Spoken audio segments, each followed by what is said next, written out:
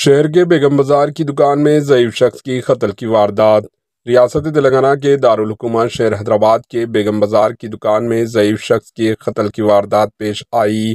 مغل پورہ کے رہنے والے 70 سالہ حکیم فعل خانہ بیگم بازار میں بیٹری کی مرمت کی دکان چلاتے ہیں۔ ہفتے کی شب وہ گھر واپس نہیں پہنچے، جس پر ان کا بیٹا خلیل کل صبح دکان پہنچا، جہاں اس نے حکیم کی خون میں لت پت ناچ دیکھی۔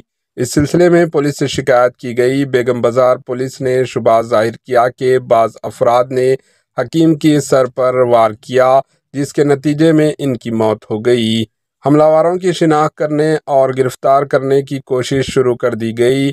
پولیس کی کلوز ٹیم نے جائے واردات کا معائنہ کیا اور ثبوت کو اکٹھا کر رہی ہے۔ Bureau report, H-N news.